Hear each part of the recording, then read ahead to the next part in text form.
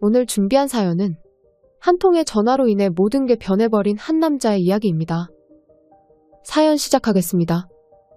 저는 올해 결혼한 지 12년 차가 된 남자입니다.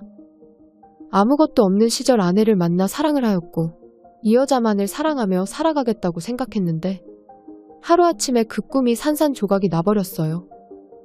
아내는 이 일이 있기 전까지 이 세상 그 누구한테도 자랑하고 싶은 그런 여자였어요. 결혼하고 나서 쉬라고 말해도 고집을 부리며 맞벌이를 하였고 그 바쁜 와중에 요리면 요리, 애들 케어면 케어 못하는 게 없는 팔방미인 같은 내조의 여왕이었어요. 자, 빨리 와서 밥들 먹으세요. 엄마, 나 된장찌개 싫어. 냄새 이상하단 말이야. 선미야, 오늘만 이거 먹자. 아빠가 된장찌개 좋아하시잖아. 엄마가 약속할게. 내일은 우리 선미가 좋아하는 미역국으로, 알겠지? 엄마, 약속한 거다. 그래, 약속. 그리고 밥 다 먹고 홍삼이랑 도라지 액기스 먹어야 하는 거 알고 있지? 학교 갈 때 숙제 챙겨가는 거 잊지 말고. 네. 자기도 몸 관리 해줘야 하는데 매번 선미만 챙겨서 미안해. 내 마음 알지? 나까지 신경 쓰려고? 난 됐으니까 자기나 챙겨 먹어. 요 며칠 바쁘다고 야근까지 했으면서. 난 괜찮아. 우리 집 가장이 튼튼해야지. 국 식겠다. 얼른 먹어. 아, 맞다. 엄마, 나 오늘 학교에 준비물 챙겨가야 돼. 으이구, 빨리도 이야기한다. 벌써 엄마가 다 챙겨놓았지. 역시 우리 엄마가 최고야. 내가 엄마 많이 사랑하는 거 알지? 야, 아빠는? 아빠는 당연히 엄마 사랑하는 거에 10% 정도? 여보, 선미 말하는 거 봐. 난 맨날 찬밥이야. 이제 알겠어. 선미가 이 세상에서 제일 사랑하는 사람은 나란걸? 내가 졌네요, 졌어. 여보는 안 먹어. 회사 늦겠다. 얼른 와서 밥 먹어. 나 걱정 말고 밥이나 드세요. 선미도 얼른 먹어. 이러다가 학교 늦겠어. 아내는 전날 회사에서 아무리 늦게까지 일을 해도 다음 날이면 일찍 일어나 아침밥은 물론 딸아이 학교 갈 준비며 그 바쁜 시간에 짬을 내서 출근 준비까지 도와주는 천사 같은 아내였어요. 내가 못 살아. 넥타이 삐뚤어진 거 봐. 꼭 손을 가게 만들어요. 자, 이제 됐어. 아니다, 여보, 잠깐만. 왜 또 뭐가 남았어? 아니, 그게 아니라 내가 이거 입지 말고 새로 사준 와이셔츠 입으라고 했잖아. 이거 3년밖에 안 됐어. 어디 찢어진 것도 아닌데 입으면 어때서? 남들이 욕해 나이 들어서 옷 후줄근하게 입고 다닌다고. 아무도 관심 없어. 그리고 유부남의 아저씨인데 누가 관심을 가지겠어. 그건 자기 생각이고 이런 거 입고 회사 가잖아. 자기 욕하는 게 아니라 와이프 욕하네요. 설마 그러려고? 설마가 사람 잡는 거 모르지? 우리 신랑이 어디 가서 장가 잘 갔다는 소리 듣고 싶지 그런 소리 듣고 싶어서 시집 온 거 아니거든. 귀찮아도 얼른 갈아입어. 마누라 말 들으면 자다가도 떡이 생긴다는데. 알겠어, 얼른 갈아입을게. 아참, 그리고 나 오늘 저녁에 회식 있어. 늦을지도 몰라. 오늘? 이번 주 내내 야근만 해놓고 회식까지 한다고? 여보, 회사 너무한 거 아니야? 사람 너무 굴린다. 우리 마누라 불쌍해서 어떡해. 나야 에너자이저잖아. 이런 적이 한두 번이야? 지금 몇 시야? 이러다 회사 지각하겠다. 나도 출근 준비할게. 불과 오늘 아침까지만 해도 서로를 챙겨주며 웃음이 가득한 집이었고 그 어떤 가정보다 행복한 집이었어요. 사랑스러운 딸 그리고 아내.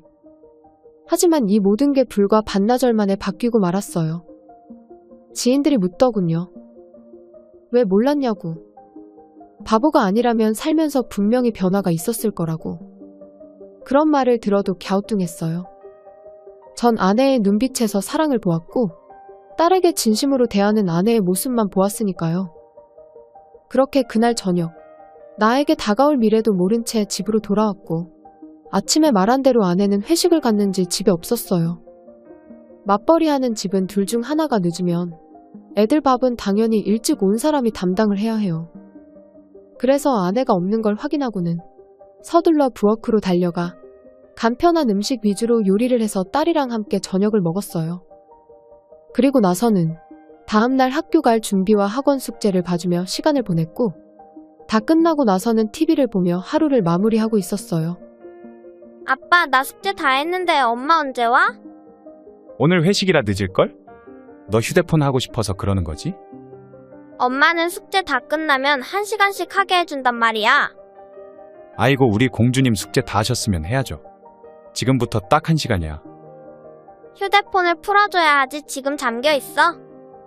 아내는 아이가 휴대폰 하는 시간을 조절하기 위해 어플로 원격 조정하고 있단 걸 깜빡하고는 딸에게 그냥 하라고 한 거였어요. 평소 회식도 업무의 연장이라는 생각을 하고 있어서 연락을 안 했지만 아이의 성화에 어쩔 수 없이 전화를 걸었고 시끄러워서 그런 건지 아내는 전화를 받지 않았어요. 엄마 전화 안 받아? 엄마 바쁜가 봐. 우리 선미 TV 보면 안 될까? 싫어. 나 유튜브 볼 거야. TV 재미없단 말이야. 그럼 어떡하지? 엄마가 전화를 안 받는데. 아빠 휴대폰이라도 줘. 그걸로 보게. 오늘은 게임 안 하지 뭐. 그럴까? 그럼 딱 1시간이야. 딸에게 제 휴대폰을 주는 걸로 합의를 하고는 다시 TV를 보며 시간을 보냈어요. 그러기를 얼마 후 밤이 깊어진 것 같아 시계를 보았는데 어느덧 10시가 넘어가고 있었고 다음날 학교를 보내야 하기에 딸을 방으로 데리고 가서 재웠어요.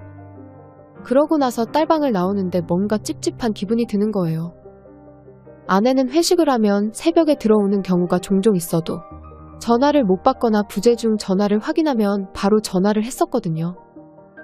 혹시나 회식 중에 너무 과음한 건 아닐까라는 생각도 들고 목소리를 들어야 안심하고 기다릴 수 있을 것 같아 다시 아내에게 전화를 걸었는데 이번에도 전화를 받지 않는 거예요.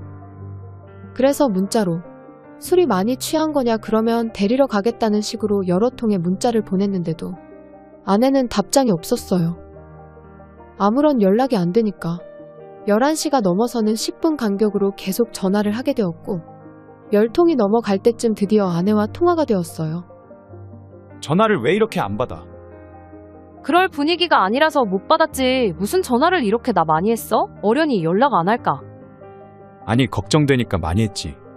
요새 세상이 험하잖아. 분위기가 그래도 중간에 전화 한 통 해주면 좀 좋아? 미안해. 자기 삐졌어. 도저히 그럴 분위기가 아니었어. 그래서 지금 집에 오는 거야? 다 끝났어. 30분쯤 후면 집에 도착할 수 있을 것 같아. 다 끝나간다는 아내의 말에 알겠다는 대답을 하려고 하는데 갑자기 수화기 너머로 낯선 남자의 목소리가 들리는 거예요. 여기 빈방 있대. 얼른 들어가자. 뭐야, 통화하고 있었어? 옆에 누군데? 방이라니? 아니야, 모르는 사람이야. 여기 술집 골목인데 옆에 있는 사람이 여자친구한테 말하는 게 들어갔나 봐. 암튼 나 조금 있다가 갈 테니까 끊어. 뭐 그러려니 했어요. 술집 골목이면 충분히 그럴 수도 있다는 생각이 들었어요. 그런데 30분 후쯤 도착한다는 아내는 1시간이 지나도 집에 도착하지 않았고 불안한 마음과 아내와 마지막 통화를 할 때 그 남자가 했던 말이 계속해서 마음에 걸렸어요. 너무나 답답한 나머지 집을 나가서는 아파트 단지 입구에 들어오는 차들을 보며 아내에게 계속해서 전화를 걸었어요. 처음에는 신호음이 계속 가다가 점차 그 신호는 짧아지더니 나중에는 몇 번 가지도 않았는데 음성사서함으로 넘어가는 거예요. 집에 온다는 사람은 오지도 않고 전화는 계속해서 넘어가니까 마음속에서는 그 남자가 했던 말이 메아리처럼 들려오기 시작했어요. 지나가는 사람이 말했다고 하기에는 너무나 가까이에서 들렸는데? 내가 무슨 생각을 하는 거지? 전화는 왜 이렇게 안 받는 거야? 들어오기만 해봐라. 내가 오늘은 꼭 한 소리를 하고 만다. 뭐 이런 생각을 하면서 계속해서 아내에게 전화를 걸었고 마침내 아내가 전화를 받았어요. 여보세요. 전화를 왜 이렇게 안 받아? 그런데 연결된 아내는 대답을 하는 게 아니라 부시럭 거리는 소리가 들리더니 남자 목소리가 들려왔고 이내 아내 목소리도 들리면서 대화를 하기 시작하는 거예요. 또 신랑이야? 계속 전화하네. 걸린 거 아니야? 목소리 들어갔다며? 내가 옆에 모르는 사람이라고 해서 넘어갔어. 우리 신랑 둔해서 몰라? 야, 그래도 이렇게 전화 계속 넘기면 이상하게 생각 안 해? 괜찮아. 나도 다 생각해둔 게 있어. 알아서 잘해 알겠지. 괜히 나까지 끌어들이면 머리 아파진다. 지금껏 알아서 잘하긴 했지만. 둘의 대화에 깜짝 놀라서 휴대폰을 붙잡고 소리치듯 아내를 불렀지만 들리지 않는지 계속해서 둘만의 대화를 이어갔어요. 자기야, 불이 너무 밝은 것 같아. 조명 바꿔주라. 어떤 걸로? 난 밝은 게 좋은데. 난 싫어. 그냥 중앙등 끄고 무드등으로 바꾸자. 잠깐만. 색깔 뭐야? 파란색으로 바뀌었어. 이것도 괜찮네. 그럼 이제 이리로 와볼래? 그 후 휴대폰 너머로 말로 설명할 수 없는 처참한 소리들이 흘러나왔어요. 휴대폰을 붙잡고 그 소리를 듣고 있는데 지금껏 쌓아왔던 모든 게 무너지는 기분이 들었고 머릿속은 새하얀 백지장처럼 아내와의 기억이 지워지는 듯한 기분이 들었어요. 그리고 그때 알았어요. 사람이 슬플 때가 아니라 분노가 머리 끝까지 올라오면 눈물이 날 수도 있다는 걸요. 나도 모르게 두 뺨에 흘려내리는 눈물을 닦으며 이 악물고 계속해서 휴대폰을 들고 있었어요. 얼마나 시간이 지났을까? 숨소리만 들리던 그 둘은 다시 대화를 하기 시작했어요. 목마르지 않아? 뭐 좀 마실래? 그럼 나 매실. 레시피 먹으면 집에 가서 잠 못 잘 것 같아.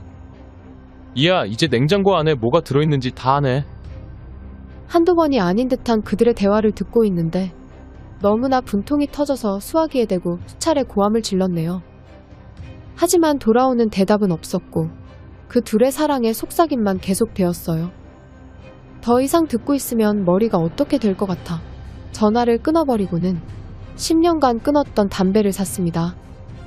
편의점 직원도 놀라더군요. 새벽 시간에 얼굴은 일그러질 대로 일그러진 남자가 울면서 담배를 달라고 했으니 얼마나 놀랐겠어요. 그렇게 아파트 현관에서 아내를 기다리며 답답한 마음을 조금이라도 진정시켜 보려고 애꿎은 담배만 연신 피워댔어요. 1시간쯤 흘렸을까요? 아내가 비틀거리며 제 쪽으로 다가오더군요. 그 남자랑 나와서 술을 더 먹고 왔는지 엄청 비틀거리는 모습을 하고 있었어요. 그런 아내는 절 보자마자 자기가 무슨 짓을 하고 왔는지 알고 있을 거라고는 예상하지 못한 채 여보, 지금까지 나 기다린 거야? 역시 우리 신랑밖에 없네. 라고 능청스럽게 말을 하는데 피가 거꾸로 솟는 것 같았어요.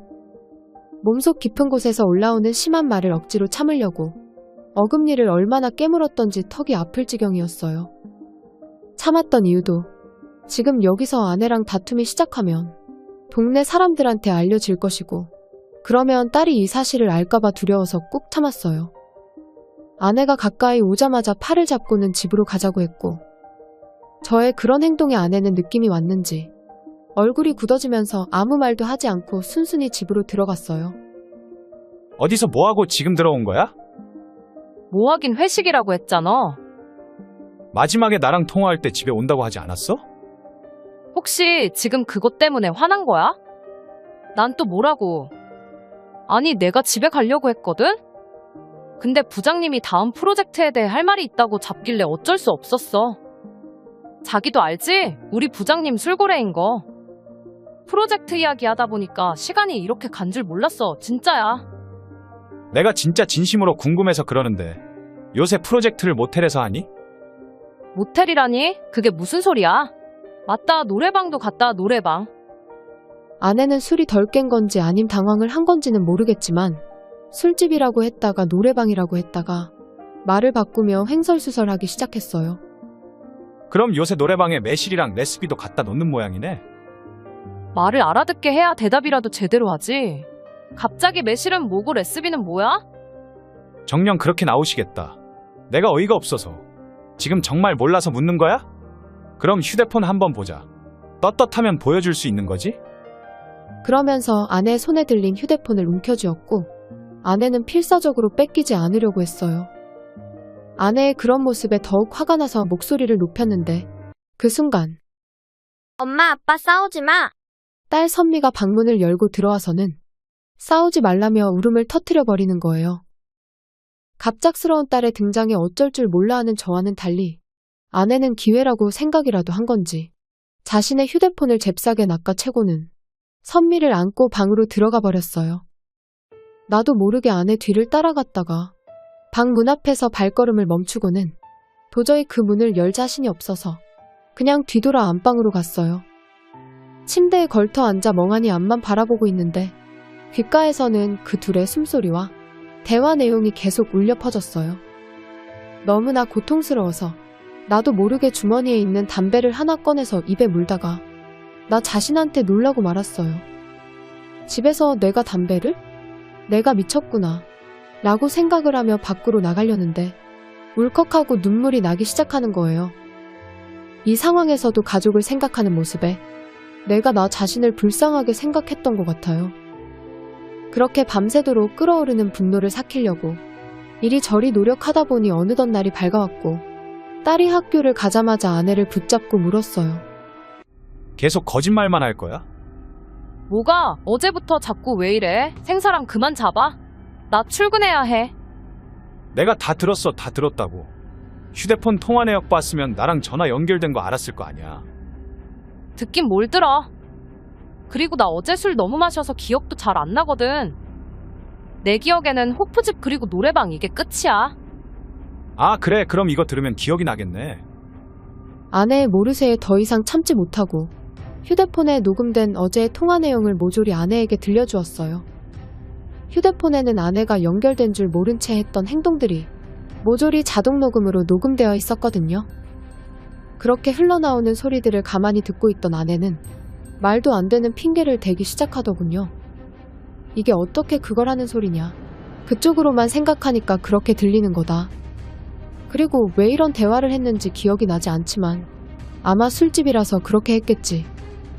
뭐 이런 말도 안 되는 소리를 하다가 마지막에는 내가 지금껏 너한테 어떻게 했는데 그런 날 의심할 수 있냐며 되려 화를 내기 시작했어요. 참으로 미치고 팔짝 뛰겠더군요. 그때였어요. 아내의 휴대폰이 시끄럽게 울리기 시작하는 거예요. 전 분명히 그 남자라는 생각에 아내에게 스피커폰으로 받으라고 했고 아내는 걸려온 전화번호를 보고는 안심을 하며 통화를 눌렀어요. 아마 걸려온 휴대폰 번호가 그 남자가 아니란 걸 확인했던 거겠죠. 아내의 예상대로 그 남자는 아니었고 생전 처음 들어보는 목소리의 여자였는데 그 여자는 통화가 연결되자마자 잔뜩 화가 난 목소리로 입에 담기 힘든 말들을 쏟아내기 시작하는 거예요. 아내는 너무나 놀란 나머지 누구냐고, 누군데 아침부터 이러냐고 따져 물었고 상대방은 그 남자 이름을 대면서 그 남자 와이프라고 밝히더군요. 아내는 그 여자의 정체를 알자마자 얼굴이 잿빛으로 변해버렸어요. 나중에 들은 이야기지만 그 남자 아내는 둔하기 둔한 저와는 달리 자기 남편을 계속해서 의심을 하다가 어젯밤 술에 취해 들어온 남편 휴대폰을 몰래 빼서 잠들어 있는 남편 손에 갖다 댄 거였어요.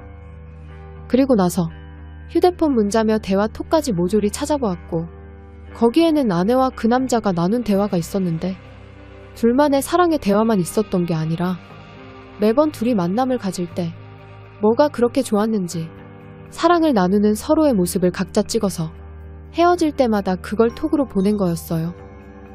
그걸 본 그 남자의 아내는 나와 마찬가지로 밤새 잠 한숨 못 자고 고통스러워하다가 그 집도 애들 학교 보내고 사단을 냈던 거였어요. 그 여자랑 저와 다른 점이 있다면 그 남자는 아내와 달리 확실한 증거 앞에 모든 걸 실토해버렸고 그걸 듣자마자 아내에게 전화를 한 거였어요. 모든 진실이 그렇게 드러난 가운데 아내는 저에게 했던 말과는 전혀 다르게 그 여자에게는 직장 상사라 자기도 어쩔 수 없었다며 나도 피해자인데 계속해서 이런 식으로 말하면 가만히 있지 않겠다는 식으로 말을 했어요. 저는 옆에서 이 모든 상황을 지켜보며 그저 허탈한 웃음밖에 나오지 않았어요.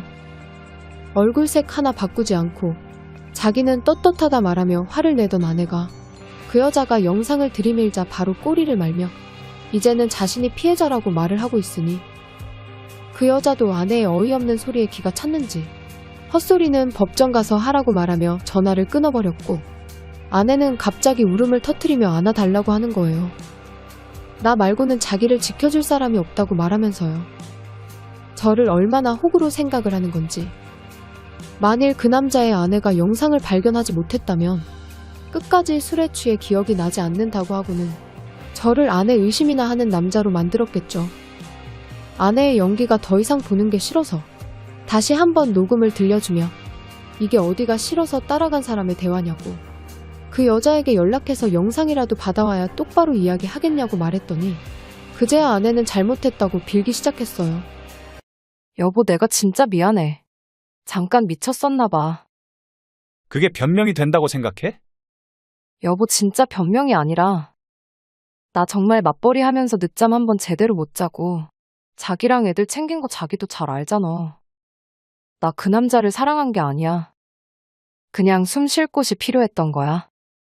책임감 없이 그냥 어쩌다 한 번 숨 쉴 곳이 필요한 거였다고. 누군 가족들을 위해 그렇게 안 산 줄 알아. 다들 그렇게 산다고. 지금 그게 용서를 구하는 사람이 할 수 있는 말이야? 넌 나 그리고 우리 선미를 배신한 거야.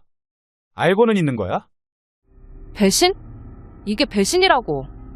내가 지금껏 당신이랑 살아온 12년 동안 실망 한 번 시킨 적 없었는데 딱 한 번 실수했다고 그렇게 말할 수 있어? 뭐? 뭐 잘했다고 큰 소리야. 그래, 나 배신했다. 나도 하기 싫었어. 그런데 어떡해. 자기랑 관계하는 게 너무나 안 맞는데. 자긴 그것도 몰랐지. 내가 말을 말아야지. 너 지금 그게 말이라고 하는 거야? 됐고, 더 이상 할 말도 없고 이혼하고 싶으면 알아서 해. 자기랑 이렇게 힘 빼면서 이야기를 하는 것보다 출근하는 게 훨씬 나으니까. 그 말을 하고 출근하는 아내를 보며 전 도대체 12년 동안 누구랑 살았는지 의심이 들 정도로 아내는 하룻밤 사이 모든 게 변해 있었어요.